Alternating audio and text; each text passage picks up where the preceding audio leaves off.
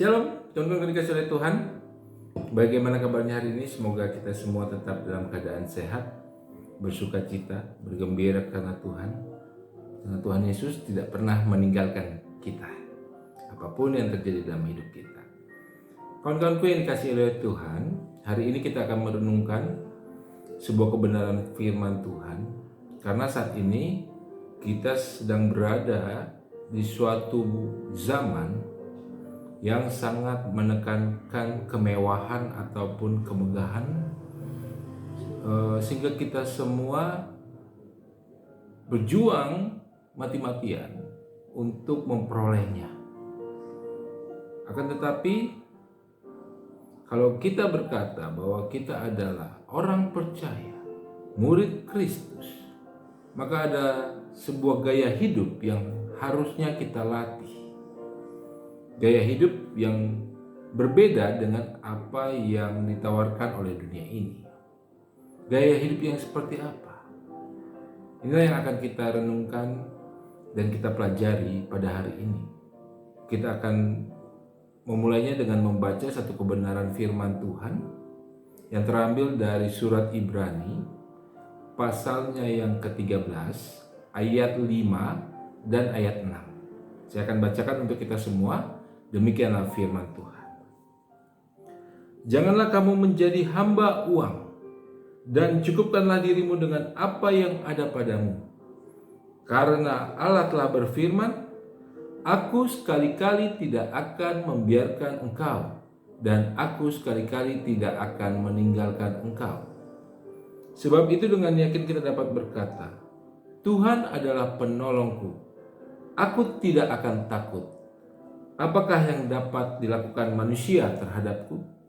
Berbahagialah mereka yang mendengarkan, merenungkan dan melakukan firman Tuhan setiap hari. Kawan-kawanku yang dikasihi oleh Tuhan,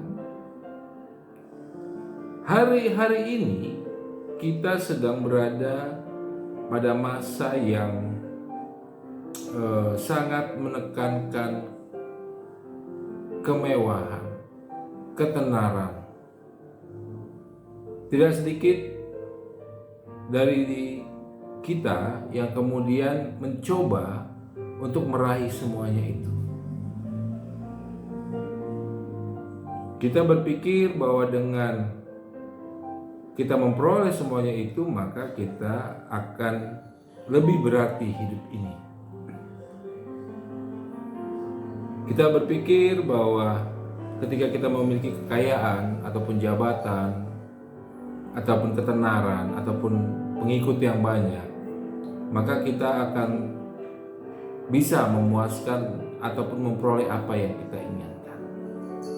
Tetapi kawan-kawan yang dikasihi oleh Tuhan, berbicara tentang keinginan, sampai kapanpun kita tidak akan pernah bisa memuaskan keinginan. Justru kita akan terus-menerus menjadi hamba dari keinginan kita sendiri. Kita akan terus menghabiskan waktu, pikiran, dan tenaga kita untuk memuaskan keinginan kita. Tetapi keinginan tidak akan pernah terpuaskan. Ketika kita belum punya sepeda motor, kita berjuang mati-matian sehingga kita bisa memperoleh sepeda motor. Lalu kemudian kita melihat teman kita sudah punya mobil, kita berjuang mati-matian, bahkan kita sampai kredit agar kita bisa punya mobil. Ternyata teman kita yang lain punya mobil yang lebih mewah, kita menjadi ingin juga punya mobil mewah.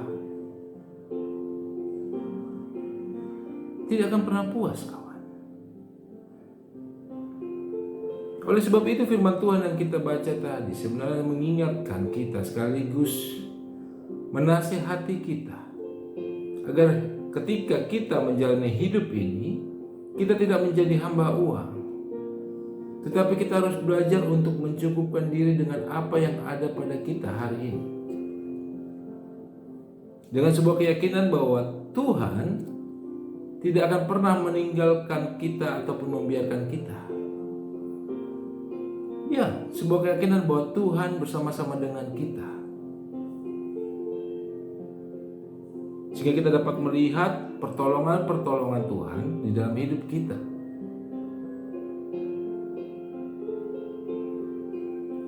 Kita harus sungguh-sungguh melatih diri kita untuk mencukupkan diri. Karena kalau tidak, kita akan menjadi hamba uang. Makanya dari firman Tuhan juga mengingatkan di awal, janganlah engkau menjadi hamba uang. Karena hamba uang, dia akan mengejar terus, dan tidak pernah merasa cukup, selalu merasa kurang, tidak pernah terpuaskan. Padahal ketika kita melatih diri kita untuk mencukupkan diri, Tuhan Yesus sebenarnya mengajak kita untuk memiliki hidup yang tidak terikat dengan dunia ini. Kita tidak perlu terjebak dengan masalah-masalah yang sebenarnya kita bisa hindari. Tidak sedikit anak-anak Tuhan yang terjebak dengan masalah finansial.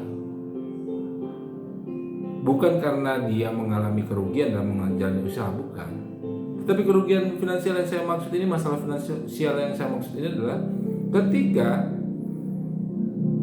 kita berpikir bahwa berkat Tuhan berupa barang baru, mobil baru, rumah baru, pakaian baru.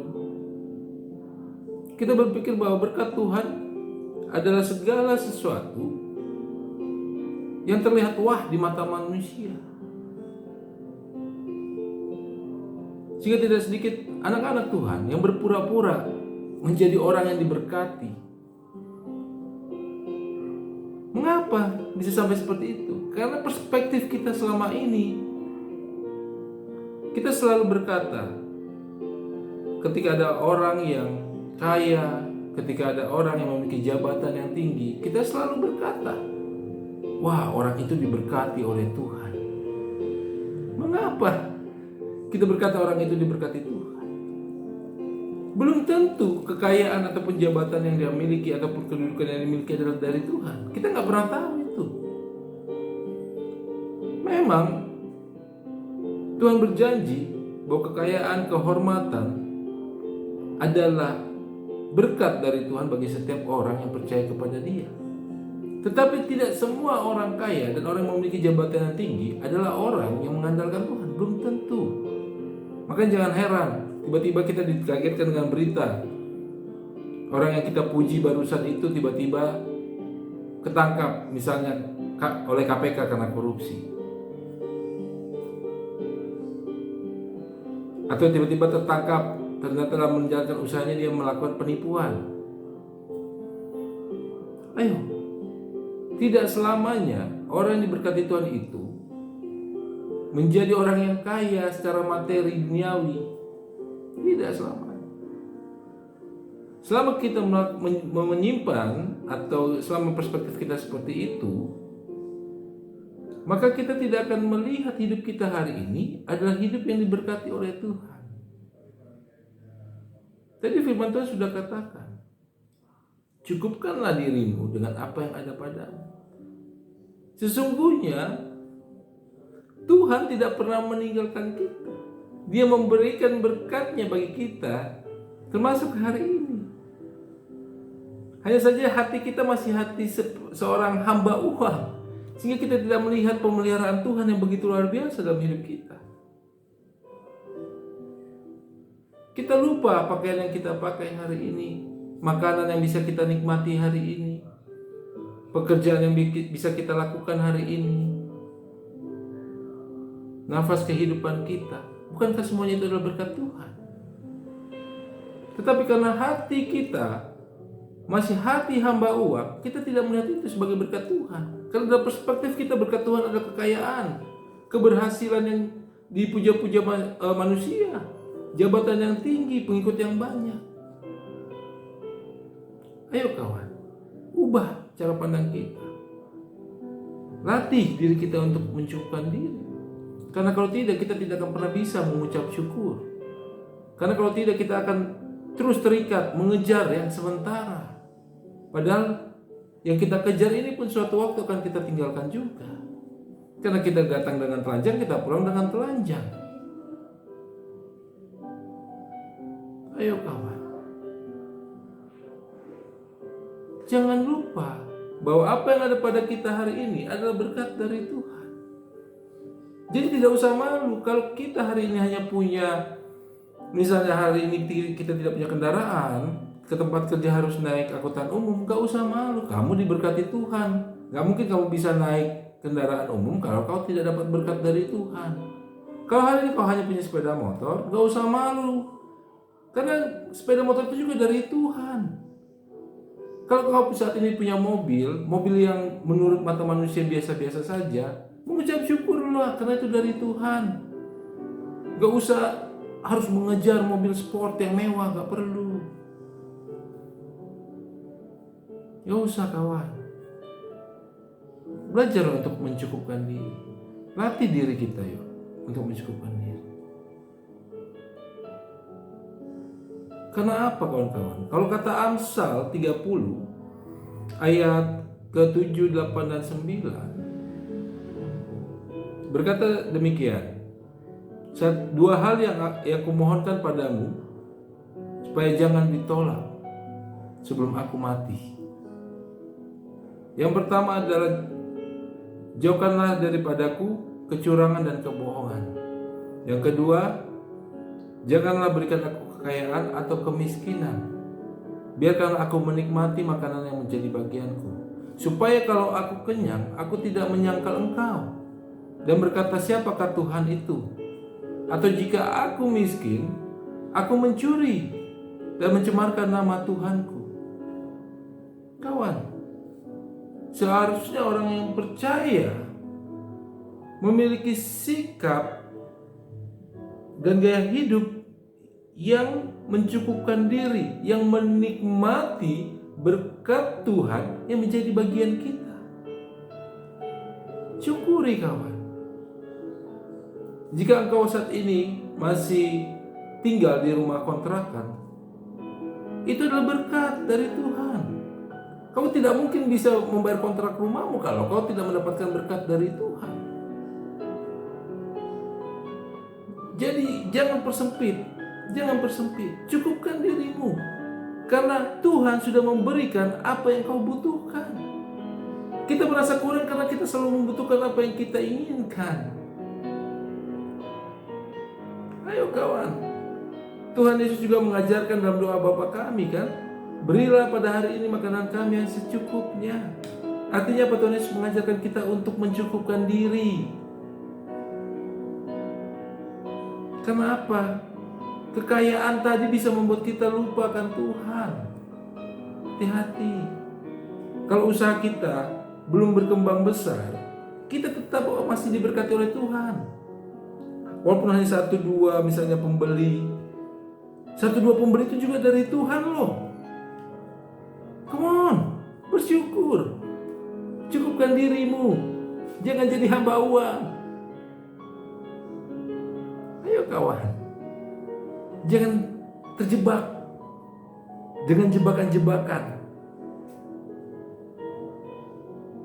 Akhirnya jangan sampai kita terjebak dalam masalah finansial baru kita datang kepada Tuhan. Ayo dari sekarang bertobat. Mulailah andalkan Tuhan. Secara pribadi saya pun melatih ini sejak beberapa tahun yang lalu. Saya tidak malu sebagai seorang advokat muda pergi ketemu klien, pergi sidang pakai sepeda motor, sementara advokat yang lain naik mobil. Saya tidak malu. Saya tidak perlu mencicil mobil karena Tuhan belum memberikan itu. Buat apa? Saya kemudian kredit, nanti terjebak di dalam jebakan itu. Belum lagi ketika saya baru menikah beberapa bulan yang lalu, di awal pernikahan saya dengan istri saya sepakat untuk belajar mencukupkan diri dengan apa yang Tuhan berikan. Hari ini saya bekerja di sebuah law firm di mana upah bulanan saya tidak lebih dari 5 juta kawan. Tapi istri dan saya belajar untuk mencukupkan diri karena itulah yang Tuhan kasih. Kami harus mengontrak rumah. Kami bisa mengontrak rumah, ketemu pemilik rumah yang luar biasa baiknya, sehingga bisa mengerti kondisi kami. Kemudian beberapa bulan yang lalu kami mendapatkan kabar kalau Tuhan percayakan benih kehidupan di dalam kandungan istri saya. Saya bersyukur, istri juga bersyukur, bersukacita kita mendapatkan anugerah dari Tuhan, mendapatkan kepercayaan dari Tuhan.